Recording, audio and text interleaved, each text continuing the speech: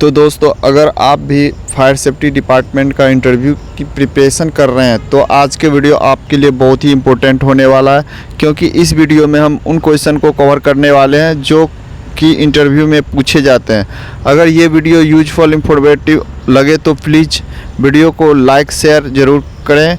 तो बिना किसी देरी किए हुए स्टार्ट करते हैं वीडियो। वॉचरूम क्या है, आंसर जानेंगे। प्रत्येक फायर स्टेशन पर बना एक कमरा जिसमें राउंड क्लॉक यानी 24 घंटा आदमी ड्यूटी पर रहता है और कंट्रोल रूम के अधीन कार्य करता है। यह वॉचरूम सूचनाओं के आदान प्रदान करने के नियंत्रण सुसज्जित कर रहता है। यहाँ आग और अन्य दुर्घटनाओं की सूचनाओं प्राप्त की जाती है एवं उन पर आवश्यक कार्रवाई करने के लिए अग्निशमन सेवा उपलब्ध कराई जाती है और उस पर फायर इंजन भेजे जाते हैं। ये वॉचरूम कहलाते हैं। ठीक है, नेक्स्ट क्वेश्चन की तरफ बढ़ते हैं दोस्तों। वॉचरूम के काम में ले जाने वाले दस्तावेज या रिकॉर्ड। पहला ऑकरेंस बुक, दूसरा पॉइंट पूर्व निर्धारित उपस्थिति, तीसरा लॉग बुक, चौथा ड्यूटी विवरण बोर्ड, पाँचवा दुर्घटना संबंधित बोर्ड, छठा एरिया संबंधित जानकारी, सातवां सूचना प्रदान करने के लिए नियंत्रित पत्र, आठवां फायर रिकॉर्ड रजिस्टर, नौवां जल आपूर्ति साधन, 10वां संबंधित चार्ट और जानकारी, 11वां अन्य लेखन सामग्री। ये वॉचरूम में रहना चाहिए।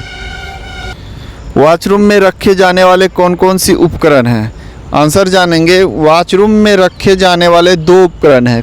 पहला आवश्यक उपकरण और पूरक उपकरण। तो हम जानेंगे एक एक के बारे में जाने। सबसे पहले जानेंगे आवश्यक उपकरण के अंतर्गत क्या क्या कौन कौन सी चीज़ें आती है। तो चलिए क्वेश्चन की तरफ बढ़ते हैं। आवश्यक उपकरण, पहला कंट्रोल डेस्क, दूसरा घड़ी या कैलेंडर, तीसरा फायर टेलीविज़न, चौथा एक्सचेंज टेलीविज़न, पांचवा वायरलेस सेट, छठा बॉर्डर क्रॉसिंग, सातवां चेतावनी के लिए अलार्म या बेल या सायरन की उपलब्धता होनी चाहिए। ये सारे आवश्यक उपकरण के अंतर्गत आते हैं। नेक्स्ट अब हम जानेंगे दूसरा पॉइंट, पूरक उपकरण के अंतर्गत कौन कौन सी चीज़ें आती है। पहला टर्न ऑफ लाइटिंग, दूसरा अल्टरनेट लाइटिंग, तीसरा ट्रैफिक लाइटिंग कंट्रोल, चौथा अप्लायंस रूम डोर कंट्रोल, पाँचवा अप्लायंस सिग्नल लाइट और स्विच, छठा फायर सिग्नल, सातवां प्राइवेट टेलीफोन सर्किट और आठवां पीए सिस्टम। ये सारे चीज़ें जो है 8 पॉइंट और भी चीज़ें होती है। ये सारे चीज़ें पूरक उपकरण के अंतर्गत हम समझते हैं। तो दोस्तों फिर नेक्स्ट क्वेश्चन की तरफ हम लोग बढ़ते हैं। कंट्रोल रूम, कंट्रोल रूम का मतलब क्या होता है, कंट्रोल रूम में क्या होता है, कंट्रोल रूम क्या है, इसके बारे में जानेंगे। यह सर्विस का एक सेंटर है जिसमें पब्लिक द्वारा दुर्घटना की सूचना सुनी जाती है और उस पर उचित टर्नआउट कराना इनका काम है। इस कंट्रोल रूम में पब्लिक द्वारा टेलीफोन के माध्यम से या पुलिस कंट्रोल रूम के माध्यम से तरह तरह की घटनाओं की सूचना प्राप्त होती है और घटना की सूचना लेकर उस एरिया के नज़दीकी फायर स्टेशन को सीधे जुड़े हुए टेलीफोन, ऑटो टेलीफोन द्वारा, वायरलेस सेट द्वारा, ब्रॉडकास्टिंग सेट द्वारा संदेश देकर फायर यूनिट को आदमियों की सहायता के लिए भेजा जाता है। ये कंट्रोल रूम का कार्य है। तो दोस्तों नेक्स्ट क्वेश्चन की तरफ हम लोग बढ़ते हैं। तो नेक्स्ट क्वेश्चन, फायर कॉल की सूचना कितने तरीके से दिया जा सकता है। फायर कॉल की सूचना कितने तरीक़ों से दिया जा सकता है। पहला एक्सचेंज टेलीफोन, दूसरा ऑटोमेटिक फायर अलार्म, तीसरा रेजिस्ट्रिक फायर अलार्म, चौथा प्राइवेट फायर टेलीफोन, पाँचवा पुलिस टेलीफोन, छठा हीट लाइन, सातवां रनिंग कॉलर। ये सारे तरीक़ों से हम फायर कॉल की सूचना दे सकते हैं। तो नेक्स्ट क्वेश्चन की तरफ बढ़ते हैं दोस्तों।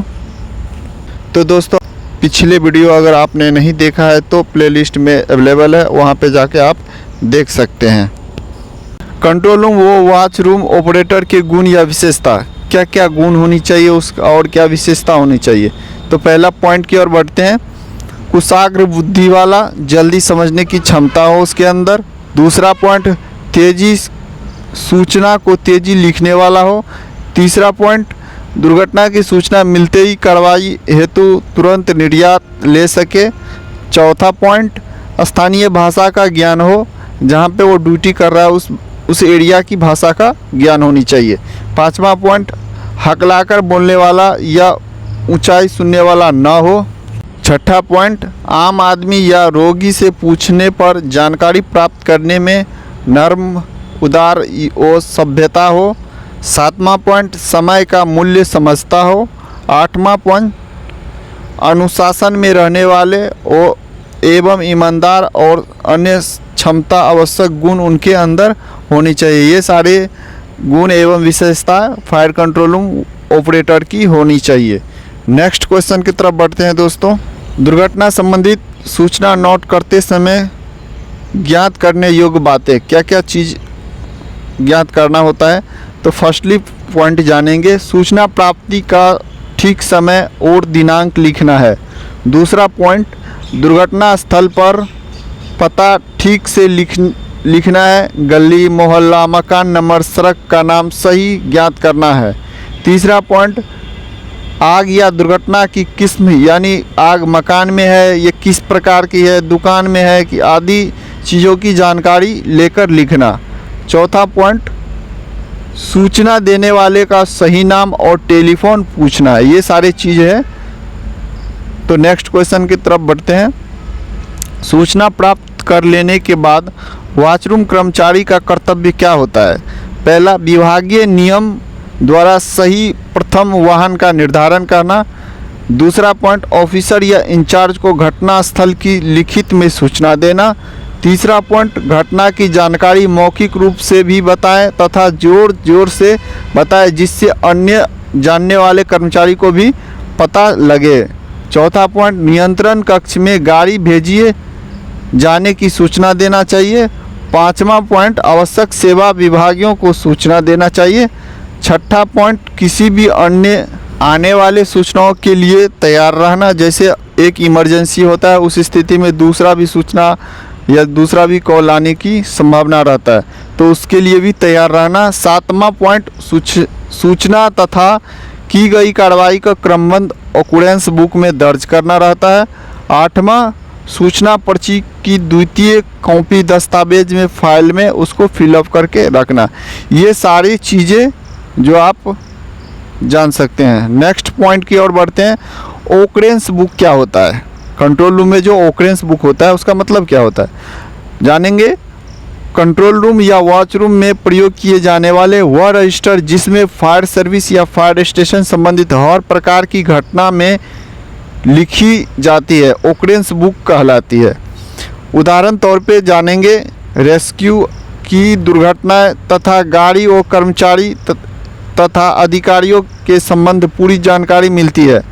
यह फायर सर्विस का महत्वपूर्ण रिकॉर्ड माना जाता है, ऑक्युरेंस बुक कहलाता है।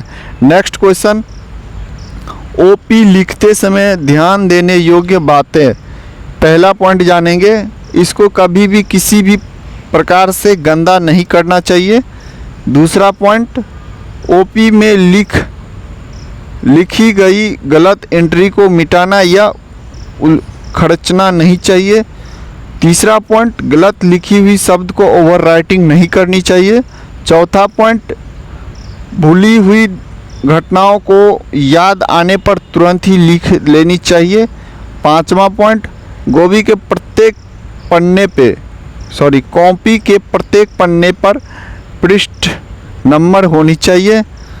ये सारे चीज़ ओपी लिखते समय ध्यान देने योग्य बातें हैं। सो आई होप दोस्तों इंटरव्यू से रिलेटेड जो भी फायर वॉचरूम और कंट्रोल रूम का क्वेश्चन था उसको हम लोग ने कवर करे हैं। आप लोग से इतना रिक्वेस्ट है, अगर ये वीडियो अच्छा लगा तो वीडियो को लाइक, सब्सक्राइब और शेयर ज़रूर करेंगे। फिर मिलते एक नए वीडियो के साथ, तब तक के लिए जय हिंद, जय भारत।